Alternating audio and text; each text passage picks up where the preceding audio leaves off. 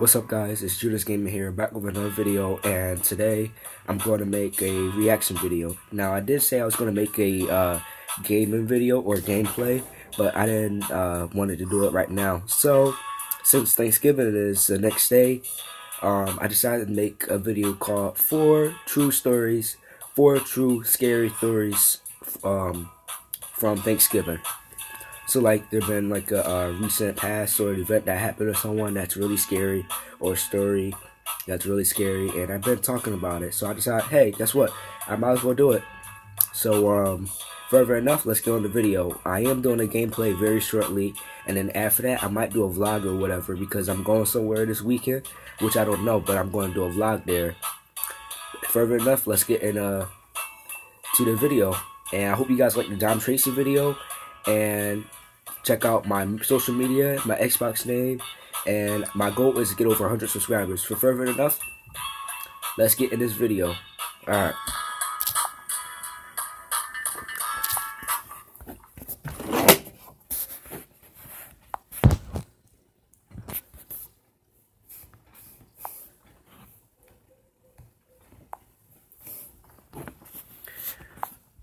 Okay, so the topic is 4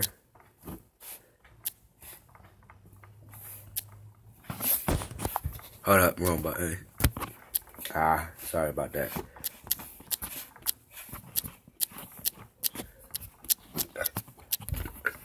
Excuse me. I really had the sniffles, or as a cold, as you should say.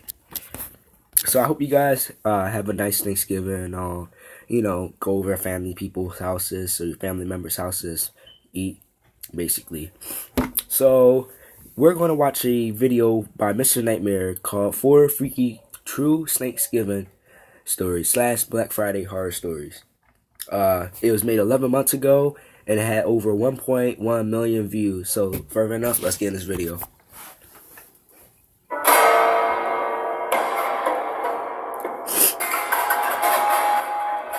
Number 4. Me and the girlfriend were on our way to her parents' house. I was invited to Thanksgiving dinner with them, which was a huge honor for me since I'd only met her parents 3 times. I was also nervous since her grandparents and aunts and uncles would also be there who I had never met. We had a long trek from my house to her parents' house. It would be a good hour-long drive. About 45 minutes into the drive. Notice in these scary stories that it always starts out so nice, and then it starts getting into suspicion, which that's what makes them scary though. But if you haven't seen my last reaction videos on Mr.Nightmare, it's on his channel, obviously. He makes a lot of scary, spooky, weird stories, which is pretty good. Some of them are pretty good, some of them is not that pretty good though. But further enough, this is the one that he made 11 months ago, obviously. We had to stop for gas. We pulled up into a literally dead Gulf station right off the highway, and I decided to fill up with premium for once to do my car a favor. Of course, it was cheaper to pay with cash, so I went inside with my head down as I dug my hand inside my wallet searching for a 10 and a 20, and when I pulled the bills out, I instinctively looked up and said, 30 on 2 please. But I stopped mid-sentence. There was no one there. I looked for a bell on the counter. None. I simply called out, anyone there? There wasn't even a back door behind the counter that you would assume would lead to some kind of employees-only room. No, it was just completely empty. The only other door in this little gas station besides the entrance was the single bathroom, and that door was open, exposing the blackness from within the bathroom. I figured maybe whoever was manning the cash register may have just gone outside for something. I walked back outside and shrugged my shoulders at my girlfriend out of confusion. I looked around for maybe a porta potty or an ice machine or something that could be distracting a potential cashier. But there was nothing.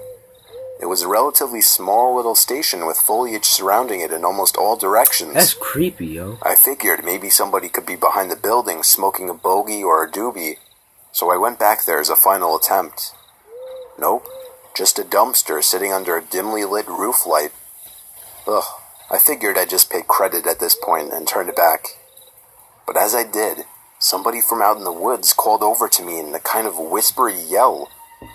My heart skipped a beat when I heard this. Hey! Hey! I kept hearing it from the woods.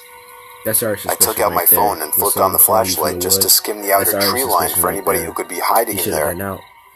As my now shaking hand rotated the phone slowly, the light momentarily revealed somebody from behind a tree. I took off back to the car and stepped on it out of there. My girlfriend was scared shitless just in reaction to my fear.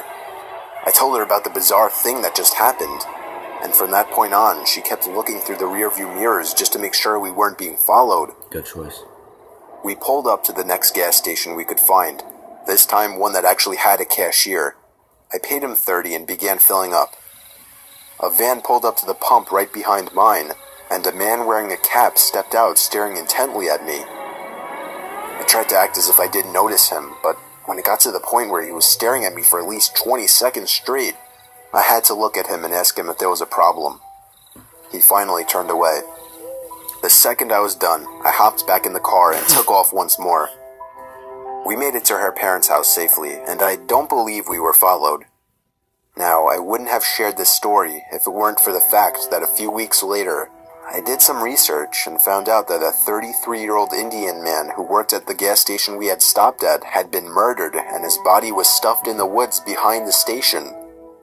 I immediately gave the police a tip about the guy who I saw at the station who was surely caught on camera.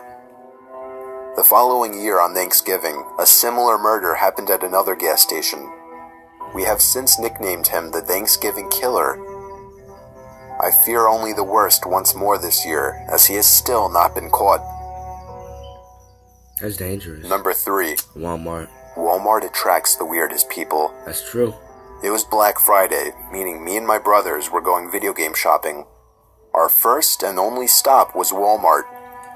Let me tell you guys something. There's a lot of weirdos during Black Friday. There just is. I mean, me and my family, we don't go out for Black Friday. We don't believe in that stuff because all this is that, oh, you got to pay your money. Just give up all your money for a product that doesn't even work. But, I mean, if it's a video game, I don't see why, though. But, like, Walmart attracts the weirdest people. You got the guy standing on the corner asking you to mow his lawn, or, hey, you want me to help you with this, or move your bags, which is nothing wrong with that because they're trying to get side money. You know, they're trying to make money. But some of them are just straight up weird. That's why I don't trust them. I really don't. The place was absolutely mobbed, and being Walmart, it was mobbed with the wrong kinds of people. Gross, weird, and just creepy people everywhere trying to save a few bucks on already cheap products. We rode the escalators upstairs to the video game section. I was looking for the latest Call of Duty game personally, but my brothers were looking for some other game I don't remember. Then, out of nowhere, some creepy, heavy, oldish man who smelled like vomit walked up to me and said, "You like video games, huh?" No.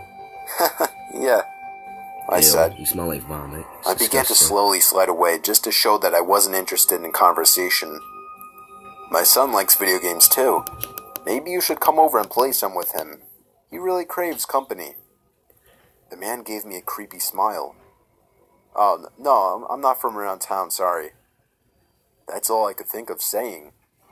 I didn't even give him a chance to keep this conversation going. Hell, I wasn't obligated to stand there and talk to this guy.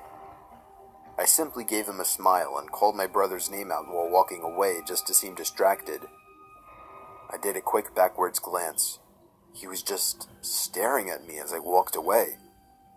I made it to the next aisle over and immediately felt comfort in being next to my brothers. I waited around until they finally found their game and we headed over to the checkout counters. The lines were insane. I knew it would probably take 10 to 15 minutes just to make it to the counters, so I took that opportunity to check out some of the jeans and t-shirt sales. At one point, I found myself in probably the most secluded corner of the store checking out some t-shirts when someone grabbed my arm hard. I thought it was my brother messing with me, so I turned around and told him to fuck off. But it wasn't him. It was the man. Weirdo. I started calling for help, screaming that I didn't know this man. Some people came over and stared, but that was about it. The man let go and walked away. I don't know what he was thinking or planning on trying in such a public place. I didn't tell my brothers what happened out of embarrassment, but they picked up on the fact that I was quiet afterwards. It's nothing, I kept telling them. We got into my brother's Camaro, and when I sat down, I looked to the entrance of the Walmart. There he fucking was, sitting at the bench, facing me. As we were leaving the lot, we had to pass right in front of the store. I got one last look at the creepy man. His head moved ever so slightly to constantly face me, even through the car window at night. I gave him the finger, but it didn't seem to influence him in the slightest. That was the last I ever saw of him. Walmart attracts the weirdest people. That's so true. Number 2. Home Depot. It was Black Friday 2013, and I decided to be one of those people who gets up at 3 a.m. to get some early deals. Home Depot was having crazy deals on artificial Christmas trees, so I wanted to get there early and buy one for my family. They opened their doors at 3 a.m. on the spot, 3 hours earlier than usual for Black Friday. Surprisingly, only me and one other guy were waiting to get in. I guess everyone else was at Best Buy or the mall. I found a nice 9-foot-tall artificial Christmas tree, originally for $200, but at that moment half off for only $100. I asked one of the few employees working at that hour to help me carry the box to the checkout and then to my car. The parking lot was still surprisingly empty for Black Friday. I figured maybe I didn't have to come so early. I tipped the guy and got in my car ready to leave when someone knocked on my window. I lowered the window, and some guy, mid-20s, beanie, black, and tall, leaned into my window asking if I had change. I opened the little compartment in between seats where I normally keep change, and it was actually empty. I didn't want to have to hand him a 10, so I said, "Nah, man, sorry." He looked disappointed, and I actually felt bad. He then asked me if I could give him a lift to the nearest gas station. I was a bit nervous about letting a stranger in my car, but guess what? I let him in. He did not thank me, which kind of hurt, I guess because I'm a little sensitive. I asked him if he knew of any close-by gas stations. He just said, "Nah." A few seconds later, I asked him why he needed to go to a gas station, and I swear to God, he didn't answer. It's not like he didn't hear me. He just flat out ignored me. I stopped looking at him at that point because I was feeling a bit uncomfortable now. I kept driving down main and side roads, but there was no goddamn gas stations anywhere. I was trying not to look in his direction, but I could tell he was staring at me. Every turn I made, every stop sign I stopped at, he was staring at me. You got this something. I was sweating now. This guy was freaking me out. I felt like at any moment he could just grab my throat and I'd be done for. You let a stranger in your car and they just completely staring at you, you, that means they up to something. Just beyond a light which had just turned red. Why did it have to turn red just now? I thought to myself. I could still feel his stare, even as I looked the other way. I finally decided to sum up the balls and looked at him. I felt his cold, emotionless stare run straight through my eyes into my soul. Are you okay? I asked him. He ever so slightly nodded his head, almost not even noticeable. The light turned green, and I pulled into the gas station. He stepped out and stood by the sidewalk and watched me as I pulled away. When I got past the intersection, I laughed out of joy in the ridiculousness of the situation. But then I realized something. I patted myself down and then began to panic. I was missing something. My phone. You stole that, Joy. I was only a few blocks away, so I made a U-turn and headed back to the gas station. Igor. He was gone already. I drove home and confirmed that my phone was missing. I knew I had left it in the cup holder of my car. My phone had all of my info on it. I contemplated calling the police, but I didn't. I couldn't even sleep that night in fear of some freak stranger having my address. The next night, after getting home from our 2-day delayed Thanksgiving dinner, I found my front door was open and my entire house was trashed. I called the police with my neighbor's phone. They didn't find him in there, but but they found his prints everywhere. The only thing, the prints did not match anyone on record. Number 1. It was Thanksgiving.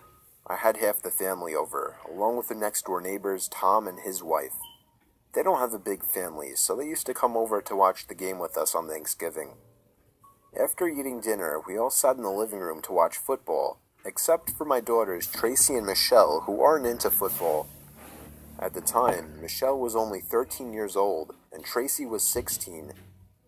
During halftime, I decided to go up to Michelle's room to get her to come down. She finally budged and came down to the living room.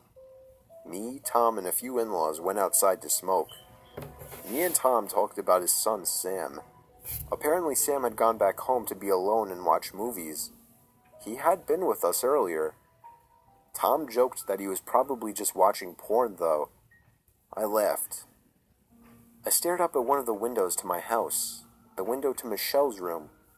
There was someone looking out the window. What the hell is Michelle doing back in her room, I thought. But then I realized that wasn't Michelle. In fact, I didn't know who the hell that was. I excused myself from the group and stormed back inside and upstairs to Michelle's room. Michelle followed after she saw me enter her room. "Did someone just come in here?" I asked. "No, why?" I looked around the room. It was completely empty. I nudged Michelle to go back downstairs while I turned off the lamp. We went back to the living room where the game would be starting up momentarily. I finally decided to ask everyone if anyone had been in Michelle's room at her window. Everyone either said no or shook their heads no. Someone had to be lying. I heard a slight thud come from upstairs in Michelle's room. I ran back upstairs, again with Michelle following me. I flicked on the lights in her room and spun around in a circle looking for someone. The sliding closet door was cracked open. I just realized. I thought I could see something through the crack. I squinted my eyes to try and see what it was. It was an eye. I screamed like a child for maybe 2 seconds, followed by Michelle. Relatives ran up into the room as I angrily slid open the closet and pulled out Sam, Tom's son. When I get a notification that does Tom that. ran up and found me basically holding Sam by the neck. Sam was holding some belongings of my daughter that I'd rather not talk about. Well, what was she doing in that closet definitely anyway? Scarred, maybe even weird. ruined my friendship with Tom and his wife. And it's made me that much more protective over my daughter.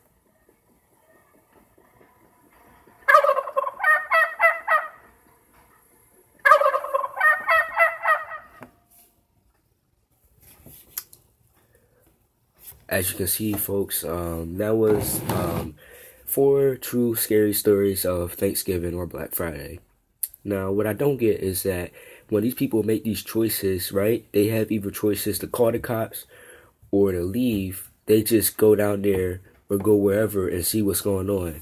Like, if he saw that guy in the freaking woods calling him, hey, hey, hey, what would you guys do? Now, let me tell you what I would do. If it was pitch dark outside, and it's 5 o'clock getting dark outside right now, about afternoon, I'm recording right now, but if it's pitch dark outside, me and my friends are walking, you know, in the woods on a trail, right? We see a cabin, not wrong with that, it's just an abandoned cabin. Keep walking by. Then we always, all of a sudden we hear someone from the woods say, hey! And then we can't see him because it's too dark, and then we turn on our flashlight and we see a face, hey, hey, come over here. Like, no. Like, what is he even doing in the woods? You coming out of the woods at me, I take that as a threat. I would have been running. Exactly. And the fact that he went in the gas station and no one was at the counter, I would get in my car and drive off. Why would you just go investigate? Don't investigate. Your girlfriend's in the car. You got out to pay for the gas. No one's at the counter. So why the heck would you go in the back of the building where she can't see you? Exactly. Something bad could happen to you. And then the killer or whoever, the weirdo, is after your girlfriend. Exactly. If you're smart enough, 30 on 2, please. No one's there. Look around. See no one there. So that means no one's there. So you go in the car and you drive off, and you go to another gas station. Exactly. That would be suspicious that a I was gonna say, yeah, that would be suspicious that a cashier is not there at a gas station that's open with the lights on and stuff. That would be suspicious, really. And then you got the dude in the other story. Well, story number 2 was actually a good story because it was a man that was creepy. The guy made the right choice. He kept on staring at him weirdly, so he just went the other way. And then he was in the corner of the store looking at some shirts while his friends was in line. Then he started to grab his shoulder like, nah. You don't grab someone's shoulder like that. Oh, hey, you don't do that. You don't, that's stuff you don't do. But he made the right choice, though. The man was acting too weird. He was staring at him, acting like a lunatic. So he went in the other aisle near his brother so he could feel more safer. But the third story, you know, it was just weird. It was weird. This third story was just weird. These people don't make right choices. He let the guy get in his car, right? That's why you always keep your valuables on you. He took his phone because he's like, oh, this might got personal information. He's not looking anyway. I'm going to take that joint. So that way, when he's drive off and he make a U-turn, by the time he make a U-turn and find out I took his phone, I'm going to be out. And then the next day or two, his front door is open and his house was raided because of that guy. That guy did that. People are weirdos. People are just straight up weirdos. I'm sorry that my voice is scratchy a little bit. I got a little sniffle or cold, as you should say, but it's getting better though.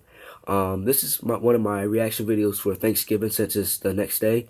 So I hope you guys like this video. I might be making more reactions during the holidays. But for now, I made a reaction video, and then next I'm gonna make a gameplay. I might make a mobile gameplay on my phone, so that way you guys can be able to see the mobile gameplays I do. Because I made mobile gameplays, but it was like months ago. But now I'm gonna start making up new mobile gameplays. Basically, what's gonna be on like Geometry Dash or something. I installed Geometry Dash on my phone, so I might make a mobile gameplay of that. They added 3 new levels to the game, so I might do that. And then for Subway Surfers, you know, I might do that. And then I made a Need for Speed video, and I recorded it from my laptop, and I placed it up at the screen and record and talked in the background and upload it to YouTube and send it to my mobile device. So there is ways to record gameplays, because I do it from my laptop too. So I might do an Xbox gameplay if I figure it out, because I did it on my tablet and Xbox. What I have to say is these people's got to make smart choices. Obviously, these are real stories by Mr.Nightmare. He gets stories by people, and he checks the grammar and all. They email it to him, and he checks to see if it's true. And then he's going to make a story on that, of what they wrote to him. So basically, so shout out to Mr.Nightmare. I think he got Instagram and a Snapchat, I believe. I don't know. If you guys haven't known my Xbox name, I'm going to put it down in the description below. And also, if you guys haven't noticed my Instagram, I'm going to put it in the description as well. If you guys haven't seen my last video of a reaction video of Tracy, of a Creeper Stalker fan, his Instagram is his name, Tracy. He got over 1,000 subscribers, 800,000 subscribers, and he trying to get to 900,000 subscribers. So let's get his subscribers up. So I am making a gameplay, a mobile gameplay, or Xbox gameplay. Then I might make a vlog. Then I might make another reaction video. So here's one question. Should I make another channel or should I not? And also, for my channel, JuderzGaming YT, my goal is to get over 100 subscribers for now, since I'm at 75. So let's get 30 more subscribers and I'll be over 100. So let's just do this, man. So that's all I have to say. Stay classy, stay cool, stay awesome. I put everything that you need to know in my description, and I'll let you guys know what videos I'll be making coming up. Alright, so stay cool, and I'll see you guys later. Peace.